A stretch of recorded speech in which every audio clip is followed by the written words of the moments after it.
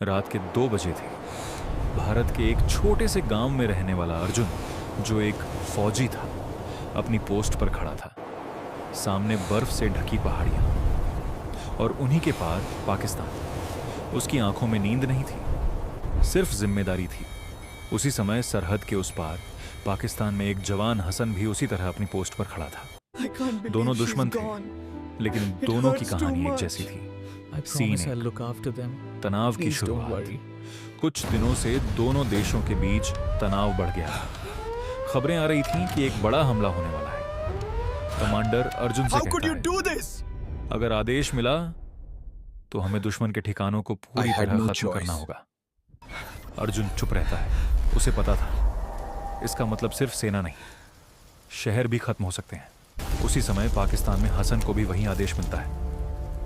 अगर युद्ध हुआ तो हमें भारत के बड़े शहरों पर हमला करना होगा। दोनों तरफ एक ही डर था और एक ही गुस्सा भी। सीन 2। युद्ध की तैयारी टीवी चैनल चिल्ला रहे थे, युद्ध तय है, अब नहीं रुकेगा हमला। लोग डर में जी रहे थे। अर्जुन अपनी माँ को फोन करता है, माँ अगर कुछ हो जाए तो। माँ तुरंत बोलती है, चुप कर, तू वापस आएगा, बस यही सोच। उधर हसन अपनी छोटी बहन से बात करता है, अगर मैं वापस ना आया तो। बहन रोते हुए कहती है, How could you do this? भैया तुम ही तो मेरी दुनिया हो। दोनों तरफ प्यार था, दोनों तरफ डर था। सीन 3। बड़ा आदेश। अचानक आधी रात को आदेश आता है, ऑपरेशन शुरू करो।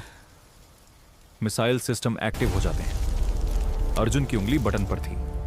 उसके सामने स्क्रीन पर टारगेट दिख रहा था, पाकिस्तान का एक शहर। उसी समय हसन के सामने भारत का एक शहर टारगेट था। दोनों को सिर्फ एक क्लिक करना था और हजारों लोग खत्म हो सकते थे। सीन 4। इंसानियत बनाम आदेश। अर्जुन के दिमाग में उसकी माँ की आवाज गूंज रही थी। बचपन की यादें, स्कूल, दोस्त। वह सोचता है, क्या मैं सच में किसी की माँ का बेटा छीन सकता हूँ? उधर हसन भी सोच रहा था, क्या दुश्मन सच में इतना बुरा है या बस हमें बताया गया है? अचानक अर्जुन की स्क्रीन पर एक फोटो आ जाती है। एक बच्चा जो उसी शहर में रहता है, वह रुक जाता है। उधर हसन भी रुक जाता है। सीन 5। एक अनजाना कनेक्शन। तभी एक तकनीकी गड़बड़ी होती है। दोनों की स्क्रीन एक दूसरे से जुड़ जाती है।